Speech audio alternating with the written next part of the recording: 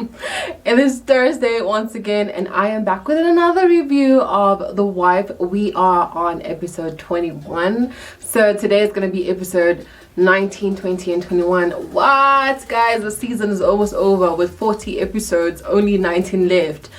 That is a very daunting feeling that it's about to be done. Like, what am I going to do on my Thursdays? Unless season 2 comes like right after. But anyways, let's get into this video, okay? I am Zia or Zaya or whichever one you want to call me, and welcome back to my channel. So let's get right into it. This is episode 19 and it is called The Aftermath. So it's the aftermath of the wedding with everything that happened the day before. Yeah, it's after that. So it starts off with Mkele in bed alone. He turns over and the sheets are cold, so he's like worried about where Hlomu has gone. And then he starts looking around. You can tell that he's very frantic that she's not in bed with him. And then she looks on the side table and there's like a little note that said Ngisayo gijima. So she went out to jog. So that kind of calms him down. And then it goes to Hlomu jogging in the road.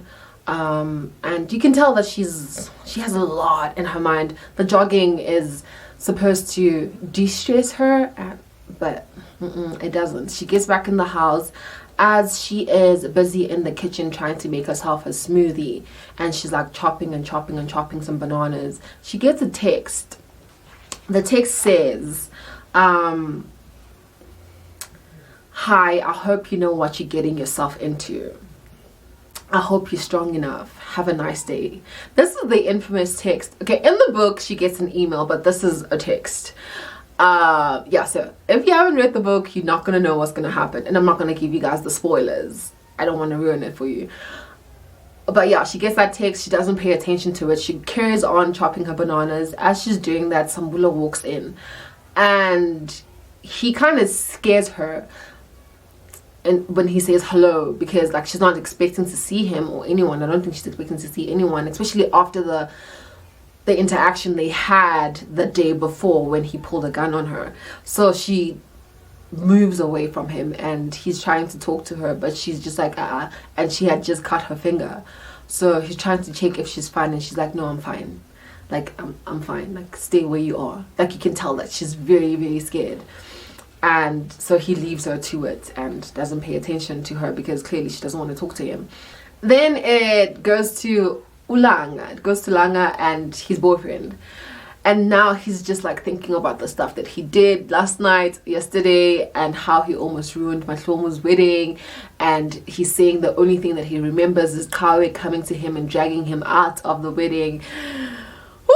Disaster. That was a whole lot of drama, and he shouldn't have drank. Like, there's a time and a place for these kind of things, and that just wasn't the time and place for his feelings to be aired out. But anyways, yeah, so he's just feeling like terrible about the whole thing, and how he's gonna face his parents and face his sister. But it happened. Mahlomu will get over it, and he will get over it. They'll move on. And then it moves on to Lerato waking up in Lux's bedroom, or Lux's bed, or he woke up in her bed. I don't know, but something like that. She wakes up and Lux is next to her, and I'm just like, what is this? What's going on here? I don't know what that is. I don't know what storyline that is going into, but yeah, no, it's very confusing. So it moves on to Hlomu, and she's in her bedroom and she's pacing up and down because she's paranoid about what happened yesterday, and all the conversation that was happening is going through her head, and she's just like, Hlomu, why did you do this? Like, I feel like she's kind of like thinking, why did she even get married at this point? Because now she's scared. Like, she's scared for her life. They're still trying to kill her. In her head, that's what she's saying. They're still trying to kill her. And then Kele kind of opens the door, but the door is locked. So she goes and she opens the door because he says it's him.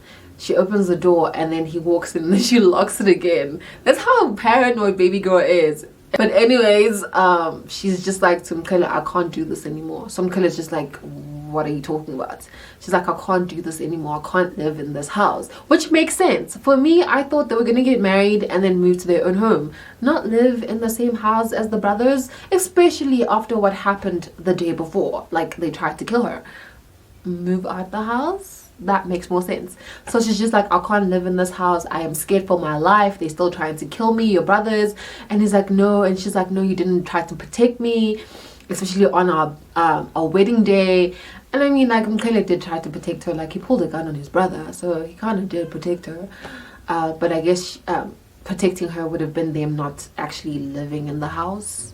That makes more sense. So she's like scared, and he's like, no, I'll fix it, I'll make it better for you. So he comforts her, just so she knows that he's actually gonna do something about it.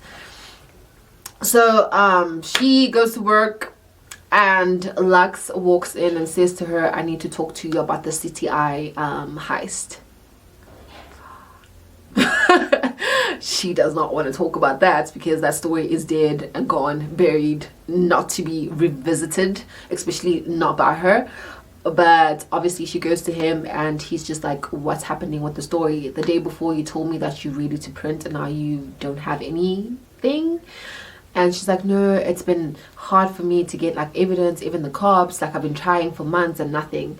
So Lux is just like, dude, like I've given you too many opportunities and I'm very confused what's happening. So the assistant editor position is no longer available to you, basically. And she's just like, okay. And she says to him, I was getting married the day before, and I am here the next day after my wedding, and that should prove to you how much I am dedicated to my job, and I am the best reporter that you have, and you know it. And he's just like, dude, thank you, best reporter, you can walk yourself right out. I'm just like, this guy rude. He's so rude. So she walks out, and then he asks her to give him all the information that she has on the heist, anything, even the dead ends, everything. Like, he wants all the information that she collected. You are not going to be printing that story in your life, Lux. It's not going to happen. So she opens the file and she presses delete. Good girl. Anything to protect her man. At this point, like, it makes no sense for her to want to have the story go to print. She will be implicated in this because she married this man regardless of not knowing that he was a criminal when she married him. Well, she technically married him after she found out he was a criminal. So her deleting the stuff is good for her. She has nothing, especially after the way Yambuba spoke about her. So no, thank you, ma'am. And then it moves to Mkhele and his brothers, because he said he's going to speak to them. Moves to him and his brothers, and he's just like, I'm supposed to be enjoying my day, my time with my new bride, and that is not happening because she doesn't feel safe in this house. So Nkosana's just like, but she married into this family knowing what kind of family it is. And he's like, yeah, but you guys still pulled guns on her and she does not feel safe. Sambulo and Yambuba basically, I can agree on saying it had to be done. Like, it had to be done to see if she is going to publish the story. And Kawe is for his brother, so he's fighting for Mkhele. He's just like, no, Ningena opinion. Like, where do you guys enter? Like, no, that was not supposed to happen. Yambuba basically asks, what do you want us to do? What must happen in order for us to fix the situation? In order for Hlomu to feel comfortable in the family, in the house. And Mkhele is just like, we're gonna have to do something that we promised a long time ago we will never go back to. Already it's just like, oh, it's coming. Everyone is like, what is that? He's like, we're gonna have to go back. Yambuba. They were just like, nope. Everyone's just like, no, it's not happening. We made a promise that we will never get back to that place, so it's not happening. We don't care how your wife feels. It is not happening. So he turns to Nkosana and is just like, Big Brother. And everyone's like, yeah, let's hear what Big Brother has to say. I'm thinking Nkosana's going to be like on Mkhile's side because, yeah, Mkhile's the favorite. But he goes and says, no, this is something that I cannot do for you.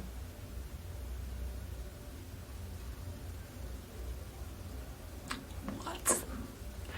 So I'm kind of at this point is just like, what, guys? Like, please, he's trying. And everyone's just like, we done with this conversation. But Mdala said we're not going. So we're not going. We done. And they walk right out. Mkhile's looks at Nkosana and is just like, dude, really? Nkosana's just like, not this one. Oh, then it moves on to Hlomu being at her old flat. That's where Langa and her parents are. She's there to say goodbye to the parents. But when she gets there, it's Langa. Langa's just like, what are you doing here? You're supposed to be Sendot. Supposed to be on your best chest. What are you doing here? You just got married. And she's like, I told you I have to work. And he's just like, oh, dude, you're so boring. Like, whatever. And then the mom comes out and she's like, where is Baba? Because I know I want to say bye to you guys because you're leaving early tomorrow. The mom says, hey, the dad is taking a bath. But I think that's a lie. And then she's just like, is he still upset with me because I married Mkhele irregardless of him not wanting me to marry him? And she's like, no, that's not it. So yeah, that's that. So Hlomu was just like, okay, over this conversation. It's nighttime now, the last scene at home. Mkhele walks in with her and is holding her hand, and he just says to her, Ubudumdala and everybody else just have something to tell you. So they sit down and Budumdala says, we are sorry about what took place yesterday. We shouldn't have done what we did. So you can tell that he's very remorseful. I don't know about the others. But anyways, he apologizes to her, and then he says, to show you how serious we are about this apology, we are going back to Yambuba, basically where my father's house is, so that he can accept you and our ancestors can also accept you. Black culture people, you know what that is. So there's a ritual that has to be performed, and it has to be performed at your husband's house. So he says that to her, and she starts crying, basically. Like, she's just like in tears because she's scared. Sis has been scared. So she's scared, and now she starts crying, and the first thing that Mkhele does is just like hold her hand.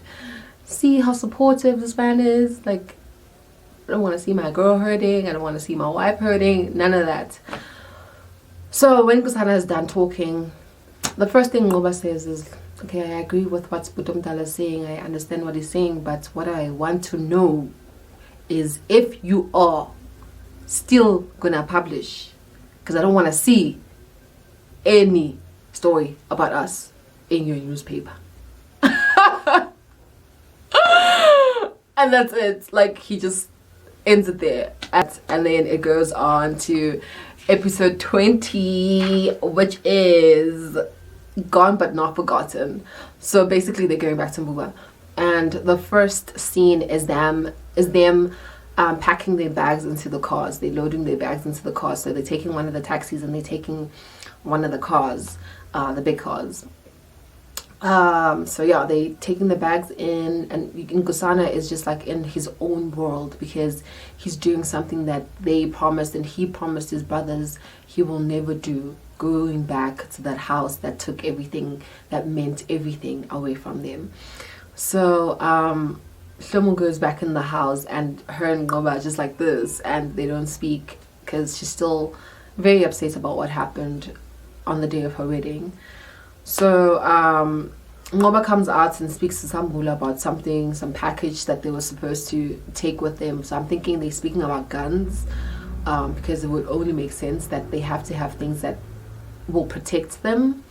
So, and he says even Makoti, meaning Hlomu, is still upset at the whole thing that happened. So Hlomu comes out and she's looking at everyone, and while they're talking and packing, and Mkhele comes behind her and he gives her a sweet little kiss. It was so cute. It was a cute moment. Like, was a really cute moment and sweet and short. And then they get ready and they get into the cars and they drive off. So the house is empty. As they're driving on the road, Shlomo was just like thinking, why? I've never seen them like this. What is it about this place that's making them be the way that they are? Because Mkhele is in his own world and everybody else is in their own world, and it's just like a whole lot of emotions. So as they're driving, Mkhele gets like it moves from their scene to like a to give us an insight on what happened to their parents and what happened in Yambuba, in order for them to run away. So it starts off with their family, like their mom and their dad sitting on the couch, and the dad is rubbing the mom's feet because I guess they hurt, or it was like a massage or whatever. And he was so sweet with her, he was so tender, and it kind of reminds me of how Mkhele is with Shlomo. Like, he is so gentle with her, but like he has that animal inside of him that he takes out. But yeah, Small is the dad's name, and he's talking to the boys and he's massaging her feet. It's so cute. And then he asked the boys to, the mom asked the boys to go and fetch her brooch from some other house, and the dad asked Mkhele to go get his guitar fixed because it's broken, and Mkhele is the one who broke it. But yeah, they leave the house, and so Spopo was an arms dealer, so he was selling guns. The community is gathering to come and kill them. Not even like that, kill them. Yes, they are coming to kill them because so many people have died at the hands of Spopo, and because of his guns, people have been killed all around the community, and the community is just like tired of having this criminal just roaming around and feeling like he can do whatever he wants. But anyways, the boys are out, and we see Nkosana and Uzaza. You will know who Zaza is later on in the story. But yeah, Nkosana and Zaza is his girlfriend at the time. So the boys, they go where they were sent. They get the brooch, they get the guitar fixed, and then the guy who was fixing the guitar says to Nkosana, tell your father that I am hearing a bit of noise around the community, that people are gathering against him. So he must be very careful. They get home. Their mom has prepared a meal for them to eat, and they're sitting around the table. As they're praying, Kawe and Mkhele have always been the problem kids. So as they're praying, they are eating while the father's praying. They're eating their food. But anyways, that happens, and the dad is in a solemn mood, like is in a very solemn mood, and the mom is just like, what's happening? Like, you've been very off since the boys came back, what's going on? And it's just like, no, nothing. So obviously Nkosana told him what that man said about the people coming to their house. And as they are eating, one of their dad's friend, which I think it's Babu Mzinel, comes in and is like, you need to go, the community is coming and they're coming to kill you, so you need to get your family out of here. So he tells the mom to take the boys and run, and he will make sure that he holds the people off for as long as he can for them to escape.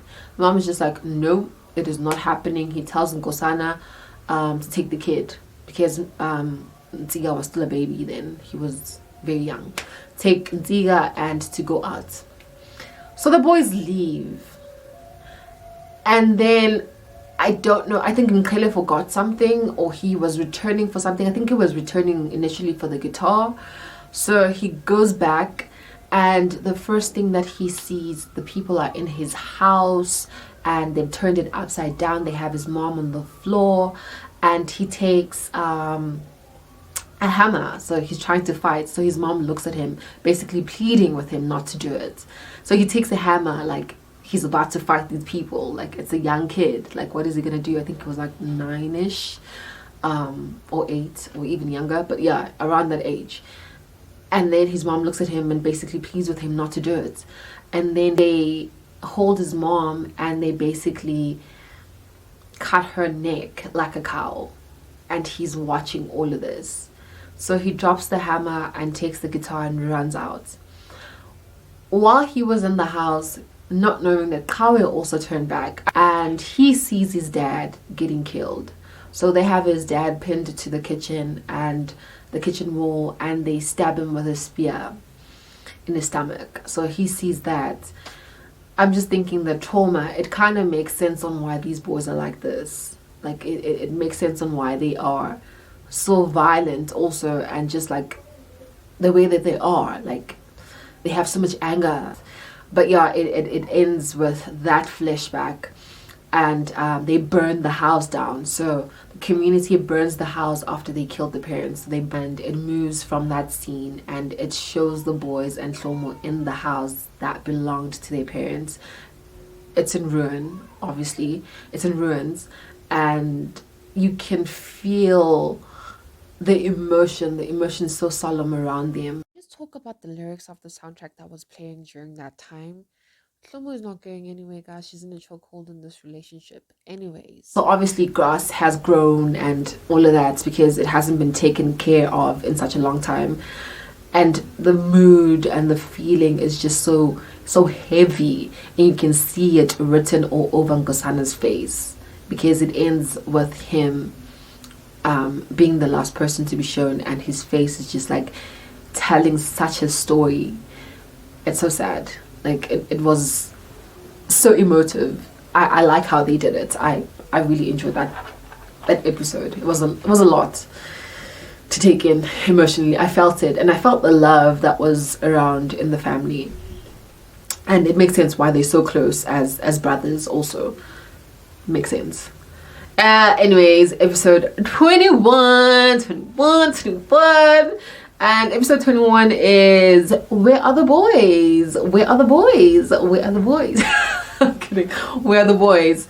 So that episode, since the last episode ended with them being Yambuba finally in the house, it starts off with Mkhele taking out his feelings on Shlomo, and not in a physical sense, but like not in the beating sense, but like in a more sexual way. Like he's just like rough with her. Like, guys, it's a trigger warning for a lot of people, and I feel like they should have done a little warning thing to show that this episode is going to be a bit too much, especially on people who have been through something like that. So it opens up with them, and Kale is taking out his emotions and feelings on Shlomo sexually. So he's being like rough on her, and she tells him that he's hurting her, but like he's not hearing, because he's so into his head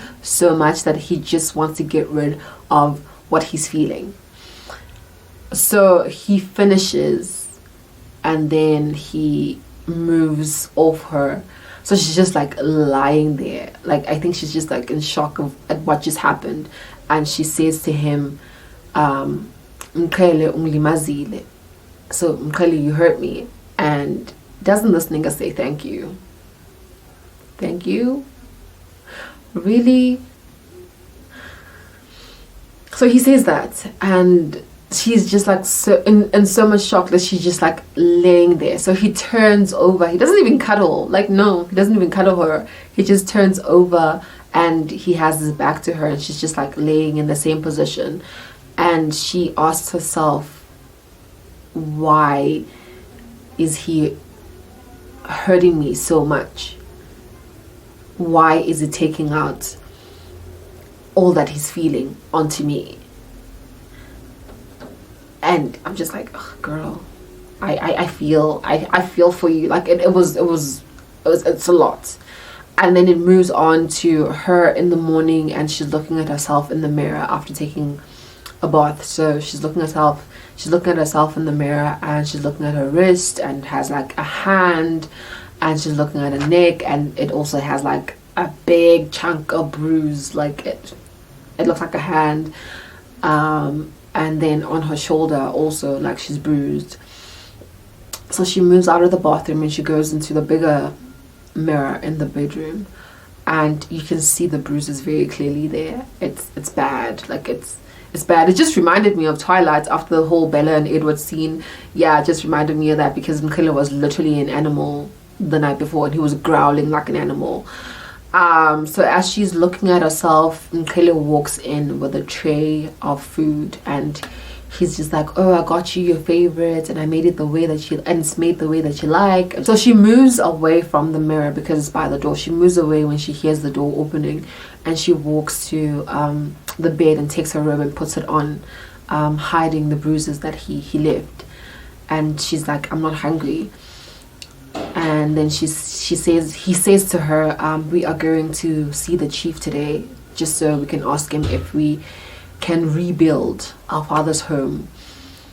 And then she doesn't answer, so she's like sitting on the bed and she's just staring at the wall, because she's just thinking probably this man is acting like everything is all great and dandy when he just violated me the night before. But she doesn't answer him, and he moves to her and he says, I am sorry about last night. It's just that coming back to this place has made me relive everything that I forgot, and it just makes me feel so much, and I took it out on you. And she says, ungakhululeka Zulu, angithi sengumngakho, kusho ukuthi yiwona msebenzi wami lo. And I'm just thinking, what? No, that is not the job. That is not the job you signed up for. Guys, like, it broke my heart so much when she said that, because she's basically saying, I will be the person that you let out all of your emotions and feelings onto. I will take it for you to be okay, basically. I will take whatever it is just so you can be okay, because I am your wife and that is my job. And he says to her, will you need a doctor? And she says to him, don't you have to go and see the chief? And while they're speaking, Nkosana knocks on the door outside and says, Nkele, we have to go. And he apologizes again and says it will never happen again. I mean, he said he will never hit her again. Okay, he hasn't hit her, but I feel like this is worse. Like, this is a lot for her to take, for him to release that aggression on her. Like, that's a lot. Like, she has signed up for a lot without even knowing that this is what she's gonna get. But anyways, she says to herself, into ezongisiza lana uqina kuze izinto zibe lula. Just to make things easier, she has to be strong and take it. That's basically what she's saying. I can't, mahlomo says, this is a lot. And the thing is, in the series, it's not as bad as the book describes it. The book is worse, but it's still, it doesn't make it easier for me to be okay with this kind of behavior from Mkhele. But anyways, they go to see the chief and to speak to him about trying to rebuild their home. So he doesn't know who they are, and when they introduce themselves, so Nkosana is the one who speaks. Budamdala obviously has to speak. So it's the chief and his right hand, I guess. And Nkosana, they bring alcohol for him, like crates of alcohol for him as isipo. So it's a gift, just so they can speak to him and have this moment. And they tell him that they are the Zulu boys from, yes, Abantwana Barasbo. And this right hand is just like, what? Say what now? Nope, you are not coming back into this community. Do you know how much drama your dad caused, and blah blah blah blah blah. So it's just going off, and they're like, yes, we know, but you can tell that Sambulo and Ngoba are ready to go. They are ready to go because this man is just speaking out of his neck. It's not like they did not kill their parents, but Nkosana just like calms everything down and it's just like, no, you can talk to the community and find out if they are okay with us coming back, and sizazwa ngani. We will wait until you guys tell us if we can do it, and we're not leaving until that happens. So they go, and this guy meets with the Majola brothers. Those imbeciles. I'm so tired of those guys. Like, honestly, I am tired. I feel like they're gonna be in the story for forever, because I just found out they are the Ngulungas. Yes, Ngulunga. They are the ones in the book, but in the story they call them Majola. I don't know if it's Tagaze or Sabo, but I guess it is, because I'm just like, oh, I was shook. But yeah, the right hand meets with the Majola brothers, and he tells them that the Zulu brothers are coming back to Yambuba, and they cannot let that happen. They need to pay for what they've done to this community, and yeah, they will make them believe that they are trying to help them and welcoming them, and then turn around and strike. Snake behavior. But anyways, the Majola brothers go to where the old Zulu house is, and the boys are there. The Zulu brothers are there, and they're here. No, we're here to help you guys. We're trying to get the chief to agree to welcome you guys back, so we can build this community together, and yeah, peace, blah blah blah blah blah. BS, a whole lot of BS. But no one accepts that, because I feel like they know that these are snakes. You can't trust them. Can't trust them at all. So yeah, I find out there that they are actually the Ngulunga brothers from the book. I thought it was a totally different family, but no, it isn't. Hlomu is out looking for the boys, the younger boys, Mvelos Bani and Lwandle, and they're not there. So she calls, and Spani left his phone, so now she's worried where the boys are. And I'm also worried because I'm just thinking, oh, did they steal them? She calls security and the head of the place, I guess, where they're staying at, and she tells them that my sons are missing. Like, where are they? I want my kids. How can they leave the lodge without you guys seeing them? And this lady's trying to calm her down, but she's just not having it. She wants her kids back. Only to find out that the kids left with Babun Zimela. Babun Zimela is the man who saved the boys many years ago when their family was killed. So the boys come back, and they're just like, oh no, Slangan Mkulu, and he was going to teach us how to fish. And she's just like, don't ever do that again. Like, if you want to go somewhere, please let me know before you leave. And Nawe Baba, don't take people's kids without telling their parents where they're going. And yeah, she basically dismisses him, and she moves on. The boys come back, and she lets them know what happened earlier on with the boys going MIA with a man that she doesn't know. So she describes this guy, and she says he was big built, he's old, and he had a gold tooth. So Ngoba's just like, dude, as a whole reporter, and that's all you can remember, a whole reporter. And I'm just like, Ngoba, dude, leave the poor girl alone, and leave her job alone. Leave it out of this. And Kayla's just like, leave my woman alone. But anyways, they go out to look for this man that took the boys, and they leave home Mhlomu in the house with the younger boys, and Ziga and Mbande, and also Mgotli. Mgotli has to take care of everybody. They leave him with a gun. Actually, Sambula leaves him with a gun and says, shoot anything that moves into this door. He's a kid! But anyways, they go. They come back. When they return with Babun Zimela. And now they are telling them, this is the man who helped us escape when our parents died, and had his friends take us to a show to our grandmother. So Shlomo was just like, oh, I'm so sorry, like I treated you so badly, but I was just like worried about my kids. And he's just like, no, I understand